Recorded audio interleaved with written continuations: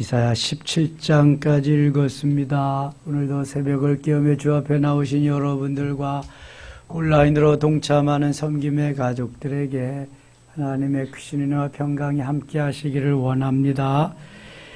하나님께서 이사야에서 강조하는 것 중에 하나의 사상이 하나님의 거룩성입니다.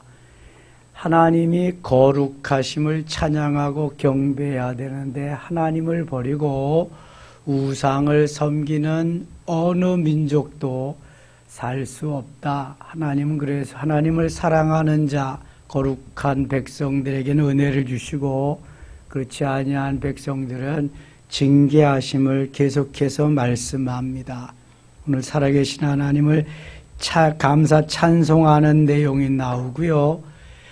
하나님의 백성들을 하나님을 대적한 그러한 민족들은 징계하시고 하나님께서 저들에게 멸망의 길로 가는 메시지를 전하고 있습니다. 12장 가겠습니다. 12장. 그날에 내가 말하기를 여호와 주께서 전에는 내게 노하셨사오나 이제는 주의 진노가 돌아섰고 또 주께서 나를 안위하시오니 내가 주께 감사하겠나이다 할 것이니라. 하나님 앞에 감사하는 내용. 보라, 2절 같이 읽어요. 보라, 하나님은 나의 구원이시라. 내가 신뢰하고 두려움이 없으리니 주 여호와는 나의 힘이시며 나의 노래시며 나의 구원이심이라. 아멘. 보라, 하나님은 나의 구원이시라. 이 이사야의 뜻이 하나님은 나의 구원이시다. 구원자 하나님이심을 말씀합니다. 이사야, 여호수아, 예수 모든 게 그 뜻이 다 구원이라는 의미예요. 하나님 나의 구원이시다. 그래서 이사야가 보라 하나님은 나의 구원이시로라. 내가 신뢰하고 두려움이 없으리니 하나님을 신뢰하고 하나님을 의지하며 소망하는 사람은 두려움이 없습니다. 강하고 담대해지는 거지요. 다윗이 골리앗을 보면서도 두려워하지 않고 강하고 담대하게 나아갈 수 있었던 것은 바로 하나님을 신뢰하고 의지하고 소망했기 때문입니다. 하나님이 구원자이심을 믿었기 때문이지요. 주 여호와는 나의 힘이시며 두려움이 없는 이유 가운데 하나가 여호와가 나의 힘이시다. 시편 18편 1절에 나의 힘이 되신 여호와여 내가 주를 사랑하나이다. 다윗이 그렇게 고백합니다.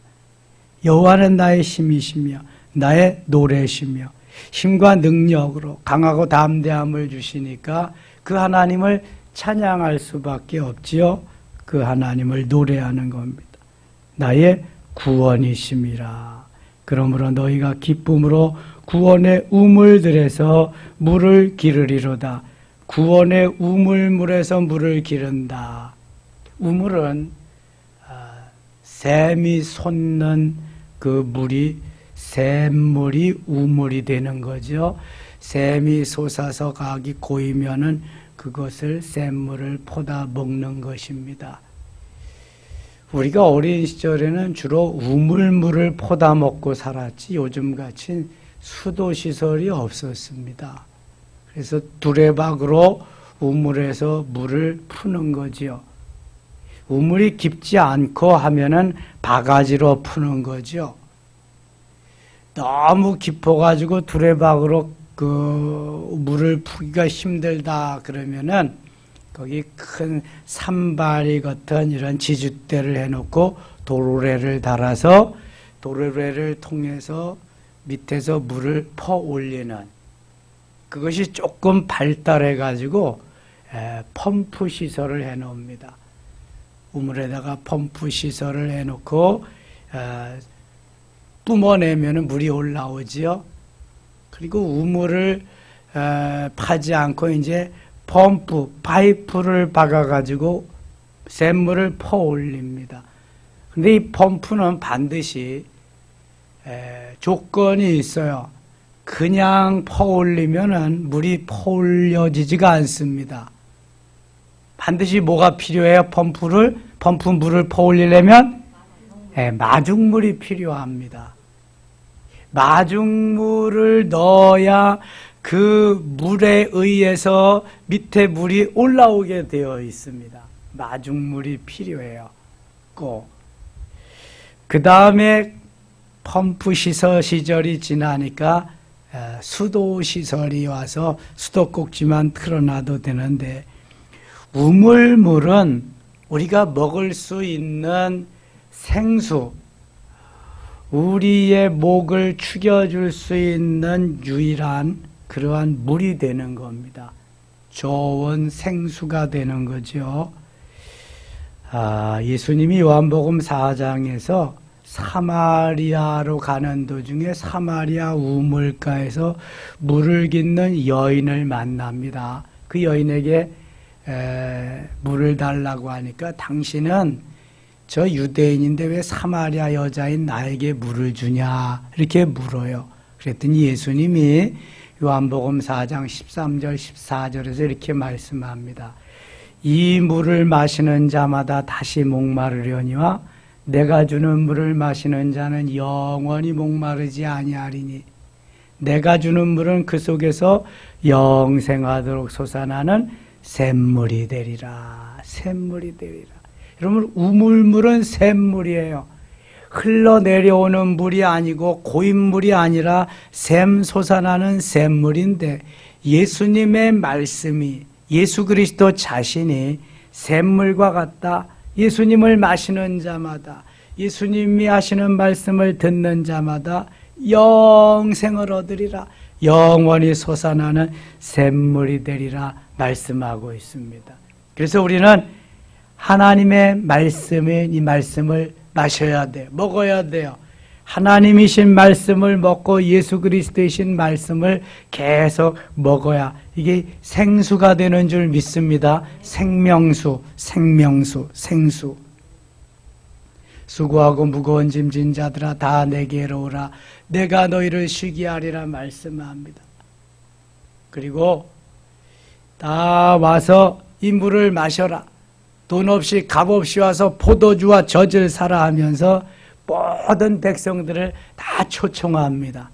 그러나 다 와서 마시지 않습니다. 선택된 자들만 와서 마십니다. 이게 바로 구원의 우물이죠. 4절 갑니다. 그날에 너희가 또 말하기를 여호와께 감사하라. 그의 이름을 부르며 그의 행하심을 만국 중에 선포하며 그의 이름이 높다 하라. 여호와를 찬송할 것은 극히 아름다운 일을 하셨음이니 이를 온 땅에 알게 할지어다. 여호와를 찬송할 이유는 아름다운 일을 행하셨다. 창조주 되시며 지금도 살아 역사하시는 전능하신 하나님은 곧 우리의 구원자이시기 때문에 그 하나님을 영원히 찬양해야 될 줄 믿습니다. 우리를 구원해 줄 분이 누가 있어요? 아무도 없습니다. 또 창조주 하나님 어디 있어요? 아무도 없습니다. 그래서 그 하나님을 찬양해야 되는 거예요. 나의 기분, 감정에 상관없이 그 하나님은 찬양을 받아야 될 대상인 줄 믿습니다. 그래서 이사야 43장 21절에 이 백성은 시작! 이 백성은 내가 나를 위하여 지었나니 나를 찬송하게 하기 위함이라. 아멘. 이렇게 말씀하시는 거예요. 13장 갑니다. 하나님께서 이스라엘 백성들을 힘들게 어렵게 하고 한때는 하나님이 징계의 채찍으로 경고의 막대기로 그렇게 사용하셨지만 이제는 저들을 멸망하시리라 징계하시리라 그렇게 하나님이 말씀하십니다. 경고하십니다. 9절 가겠습니다. 9절. 보라 여호와의 날 곧 잔혹히 분냉과 맹렬히 노하는 날이 이르러 땅을 황폐하게 하며 그 중에서 죄인들을 멸하리. 땅을 황폐하게 하시게. 하늘의 별들과 별무리가 그 빛을 내지 아니하며 해가 돋아도 어두우며 달이 그 빛을 비추지 아니할 것이다. 해가 비춰도 해가 돋아도 어둡다. 이거 못 사는 거죠. 달이 그 빛을 비추지 아니할 것이다. 암흑의 세계가 오리라 그런 거죠. 11절 내가 세상의 악과 악인의 죄를 벌하며 교만한 자의 오만을 끊으며 강포한 자의 거만을 낮출 것이며 하나님 앞에서는 오만하고 교만하고 강포할 게 하나도 없어요. 그런 자들은 다 멸망되리라 말씀한 12절 같이 읽어요. 내가 사람을 순금보다 희소하게 함 인생을 오빌의 금보다 희귀하게 하리로다. 아멘. 사람을 순금보다 희소하게 한다. 여러분, 금은 금광에서 캐어내다가 용광로 속에 넣고 한 1300도 실어하면은 금은 계속 만들어지게 됩니다. 그런데 그 금보다도 사람을 더 희소하게 한다. 희소하게. 금보다도 사람의 숫자를 적게 만들 것이다. 멸망시키리라 그런 말씀이거든요. 인생을, 역시 사람을, 사람이나 인생이나 같은 말이죠. 인생을 오빌의 금보다, 오빌의 금이 최고의 금입니다. 그 당시에 오빌의 금보다 희귀하게 하리로다. 오빌의 금은 많지가 않죠. 그 많지 않은 금보다도 더 희귀하게 하리라. 사람의 모습을 볼 수 있는 날이 별 수 없다는 거예요. 다 하나님이 멸망시키리라 그런 말이에요. 바벨론이 그 시대에 최고의 나라, 최강의 나라지만 하나님은 곧 징계하시리라. 그래서 하나님께서 바벨론을 메데바사에 멸망시킵니다. 메데바사에 고레스 왕이 나타나서 포로된 이스라엘 백성들을 자유를 주잖아요. 하나님이 이미 다 이렇게 말씀하시고 행할 가능하시는 거죠. 그러므로 나 만군의 여호와가 분하여 맹렬히 노하는 날에 하늘을 진동시키며 땅을 흔들어 그 자리에서 떠나게 하리니 하늘을 진동시키고 땅을 흔들다 지진이 나게 하고 천지가 개벽되게 하시는 거지. 14절 같이 읽어요. 14절 그들이 쫓긴 노루나 모으는 자 없는 양같이 각기 자기 동족에게로 돌아가며 자기 본향으로 도망할 것이나 다 이제 쥐구멍아 나사를 열어 숨을 곳을 찾고 도망한다는 거예요. 만나는 자마다 창에 찔리겠고 잡히는 자마다 칼에 엎드려지겠고 그들의 어린아이들은 그들의 목전에서 메어침을 당하겠고 아이고 어린아이들이 다 죽어요. 그들의 집은 노략을 당하겠고 그들의 아내는 욕을 당하리라. 사는 사람이 없어. 다 하나님께서 멸망시키기 때문에 보라 은을 돌아보지 아니하며 금을 기뻐하지 아니하는 메대 사람을 내가 충동하여 그들을 치게 하리니 메대 바사를 통해서 바벨론을 치게 하겠다는 거예요. 멸망시키겠다는 거예요. 메대 사람이 활로 청년을 쏘아 죽이며 태의 열매를 긍휼히 여기지 아니하며 아이를 애석하게 보지 아니하리라. 아이고 여인이고 애 뵌 사람이고 누구든지 다 멸망시키리라. 열국의 영광이요 갈대아 사람의 자랑하는 놀이개가 된 바벨론 하나님께 멸망당한 소돔과 고모라 같이 되리니 소돔과 고모라는 무엇으로 멸망했어요? 유황불로 멸망했습니다. 소돔과 고모라와 같이 이 바벨론도 메데바사에 의해서 그렇게 다 멸망하리라 그런 말씀입니다. 20절 그곳에 거주할 자가 없겠고 거처할 사람이 대대 없을 것이며 아라비아 사람도 거기에 장막을 치지 아니하며 목자들도 그곳에 그들의 양떼를 쉬게 하지 아니할 것이 오직 들짐승들이 거기에 엎드리고 부르짖는 짐승이 그들의 가옥에 가득하며 타조가 거기에 깃들이며 들량이 거기에 뛸 것이며 짐승들만 살리라. 사람들은 찾아볼래야 찾아볼 수가 없을 것이다. 그의 궁정에는 승냥이가 부르짖을 것이요 화려하던 궁궐에는 들깨가 울 것이라. 그의 때가 가까우며 그의 날이 오래지 아니하리라. 이스라엘을 힘들게 한 바벨론을 하나님은 다 멸망. 이스라엘 이때 정확히 말하면 유대지 유대. 이스라엘은 이미 북이스라엘은 아수르에게 멸망하고 아수르가 바벨론에게 멸망하고 이 바벨론이 남쪽 유다를 힘들게 어렵게 그렇게 하니까 하나님은 이 바벨론을 또 메데 바사에 의해서 멸망시키는 겁니다.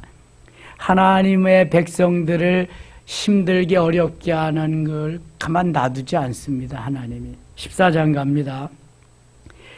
그렇게 해서 하나님이 포로에서 이스라엘 백성을 돌아오게 하리라 하는 말씀이 나옵니다. 14장 1절 여호와께서 야곱을 긍휼히 여기시며 이스라엘을 다시 택하여 그들의 땅에 두시리니 나그네 된 자가 야곱 족속과 연합하여 그들에게 예속될 것이며 야곱이나 이스라엘이나 같은 그러한 말이죠.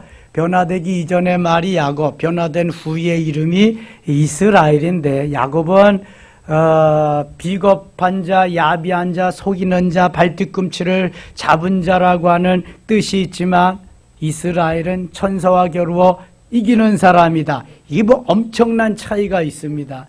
이게 바뀌어도 이렇게 바뀔 수가 없지요. 그런데 하나님이 어떤 때는 야곱이라고, 어떤 때는 이스라엘이라고 이렇게 병행해서 표현을 하시는데,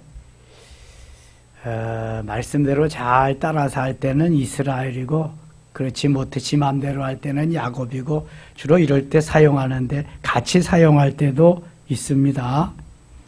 12절 가겠습니다. 12절. 너 아침의 아들 계명성이여 어찌 그리 하늘에서 떨어졌으며 너 열국을 엎은 자 어찌 그리 땅에 찍혔는가.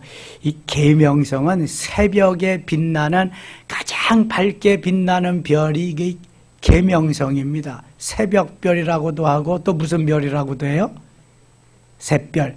아주 빛나는 별인데 이 계명성은 이때에 무엇을 의미하냐 하면은 바로 바벨론을 의미합니다. 바벨론.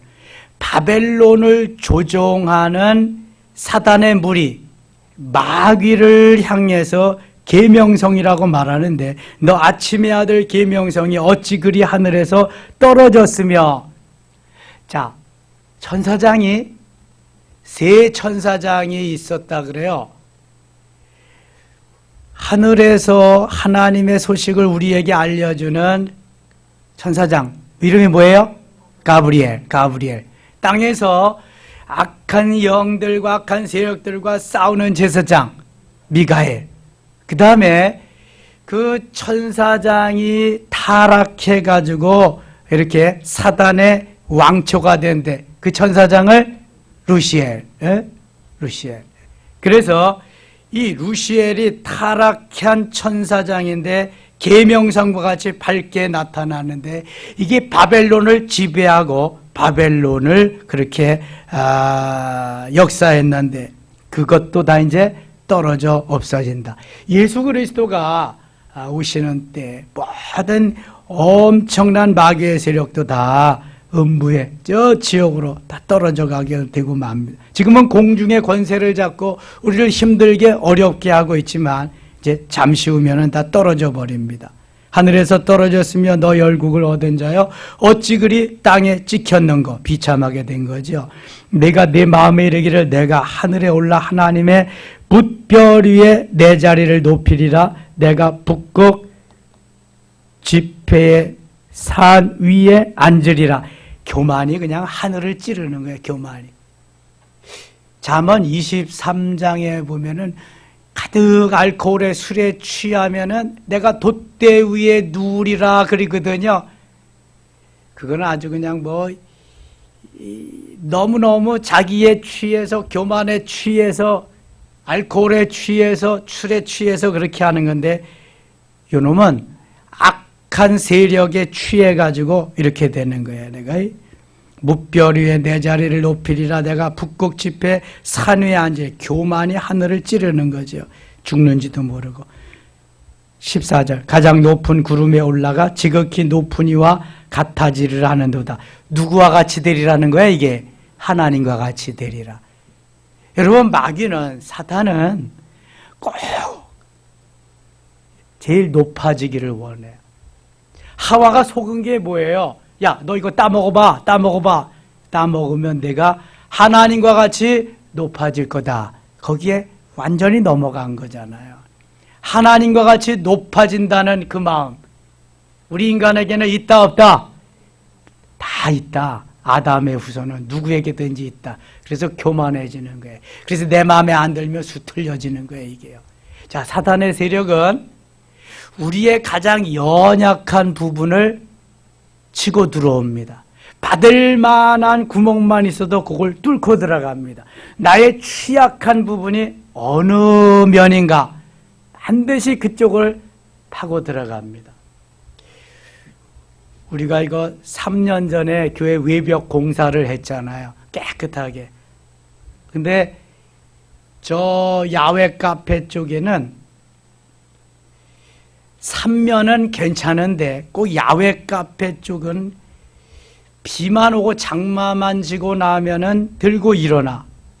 그래서 참 이상하다. 그래서 어제는 제가 많이 넘어 이렇게 부풀부풀 들고 일어나서 한번 다 이렇게 뜯어봤습니다. 얼마나 잘 뜯어지는지 몰라. 그냥 불어가지고 그 도배한 것이 일어나는 거 그냥 쭉쭉쭉쭉 뜯어지는 거예요. 그래서 이게 하고 보니까 어디로 들어갔느냐 하면은 클렉, 금이 간 곳으로 물이 들어가는 거예요. 금이 간 곳으로 물이 들어가니까 물이 점점 스며들어가지고 그걸 들고 일어나게 하는 거예요. 들고 일어나게. 제가 하다가 서집사님 전화띠 와서 또 서집사님 하다 비가 오니까 저녁에 또 이정석 집사님 와서 긁고 많이 긁었습니다. 이제 그걸 장마가 끝나 바짝 마른 다음에 제가 물어봤어요. 공사한 분한테. 이렇게 되는데 어떻게 하면 되냐고 그랬더니 공사한다. 다 이제 바짝 마른 다음에 우선 그 클렉 간 거, 금 간 것을 메워야 돼. 뼈다치를 해서 매끈하게 메우고 그 다음에 발수제를 쫙 뿌리고 그 다음에 다시 칠을 해야 해. 그래서 지금 다 뺏기고 있습니다. 이 사탄은요, 틈만 있으면 들어가는 거야. 틈만 있으면 들어가서 다 헤집어 놓고 망하게 하고 못 살게 하는 게 사탄의 주 업무입니다. 주 업무. 하나님은 좋게 하시고 부유하게 하시고 형통하게 하시고 잘 되게 그렇게 하는 게 하나님이 원하시는 건데 사탄은 반대라고 반대. 그러니까 지금 바벨론이 이렇게 된 거예요. 계명성이 돼서 14절 가장 높은 구름에 올라가 지극히 높은 이와 같아지리라 하는도다. 그러니까 하나님이 떨어뜨리게 하는 거예요. 그러나 이제 내가 스올 곧 구덩이 맨 밑에 떨어짐을 당하리로다. 이걸 모르는 거야. 이걸. 높아지는 건 원해서 계속 올라가 하는데 떨어지는 걸 모르는 거야. 여러분 우리의 마음속에 다 그런 것이 도사리고 있습니다. 얼마만큼 물리치느냐, 얼마만큼 내가 다스리면서 가느냐, 내가 어디에 먹이를 주느냐에 따라 달라지는 거예요. 그래서 셀프 컨트롤이 필요하단 말이죠. 마귀를 대적하는 힘도 필요하고, 특별히 마귀는 섭섭이의 대장입니다. 여러분 마귀 새끼가 섭섭한 마음을 집어넣어주면은 누구도 막지 못합니다. 이거는 목사냐 목사 할아버지가 가서 매기해도 안 되고 예수님 오셔야 돼. 예수님 오셔야 돼. 이 섭섭 마귀가 가장 큰 마귀입니다. 이게 어느 것도 못 당합니다. 여러분 뭐 섭섭 마귀가 오면은 또 교만한 거는 뭐 이런 한없이 높아지죠. 나를 왜 그렇게 만들었어? 높아지게 만들지. 웃기고 있네. 이게 내가 높아질 거야. 그러니까 가는 거지. 섭섭하면 자기 마음대로 이 사탄이 다 끌고 다니. 지금 바벨론이 그렇게 된 거예요. 지옥의 스올 맨 밑에 떨어질 것이다. 가룟 유다가 스올의 맨 밑에 떨어져 갔잖아요. 23절 21절 가겠습니다. 21절. 아니 21절이 그렇지. 19, 20, 21절 가겠습니다. 21절. 너희는 그들의 조상들의 죄악으로 말미암아 그의 자손 도륙하기를 준비하여 그들이 일어나 땅을 차지하여 성읍들로 세상을 가득하게 하지 못하게 하라. 만군의 여호와께서 말씀하시되 내가 일어나 그들을 쳐서 이름과 남은 자와 아들과 후손을 바벨론에서 끊으리니 나 여호와의 말이니라. 완전히 끊어버리리라, 멸망시키리라, 그렇게 말씀합니다. 24절 가겠습니다. 24절. 만군의 여호와께서 맹세하여 이르시되 내가 생각한 것이 반드시 되며 내가 경영한 것을 반드시 이루리라. 하나님은 맹세하는 분이 아닙니다. 맹세란 지위가 낮은 자가 높은 자를 향해서 맹세하는데, 하나님은 만왕의 왕이신데 하나님보다 높은 자가 누가 있어요? 아무도 없어요. 맹세하실 필요가 없는 분인데 얼마나 바벨론이 못됐으면 맹세까지 해가지고 반드시 없애버리고 이루어 주시리라 말씀하고 있습니다. 그러니까 바벨론이 망할 수밖에 없는 거예요. 바벨론이 망한 것이 저 러시아도 하나님이 곧 멸망시킬 줄 믿습니다. 러시아가 푸틴이 없어져야 세계가 평화하고 잘 살잖아요. 다지금 어렵잖아요. 푸틴 한 사람 때문에. 예. 빨리 좀 하나님이 좀 손을 보셔야 돼요. 27절 갑니다. 27절. 만군의 여호와께서 경영하셨은즉 누가 능히 그것을 패하며 그의 손을 펴셨은즉 누가 능히 그것을 돌이키랴. 하나님이 하시는 일은 아무도 못 말린다는 거예요. 하나님을 누가 이기겠어요? 15장 갑니다. 모압에 관한 경고라. 모압은 누구의 후손이죠? 누구의 자손이죠? 롯의 후손의 자손인데 롯의 큰딸 맏딸의 자손이 모압, 둘째 딸의 자손이 암몬입니다. 모압과 암몬이 얼마나 못되게 굴었는지 우선 모압을 하나님이 멸망시키리라 말. 모압에 대한 경고라. 15장 16장 가겠습니다. 모압이 이제 경고를 하니까 통곡하면서 어찌할꼬 하면서 난리가 났습니다. 16장 5절입니다. 16장 5절. 다윗의 장막에 인자함으로 왕위가 굳게 설 것이요 그 위에 앉을 자는 충신함으로 판결하며 정의를 구하며 공의를 신속히 행하리라. 우리가 모압의 교만을 들었나니 심히 교만하도다. 그가 거만하며 교만하며 분노함도 들었거니와 그의 자랑이 헛되도다. 이 바벨론에 멸망하는 것하고 비슷한 말씀을 하시죠.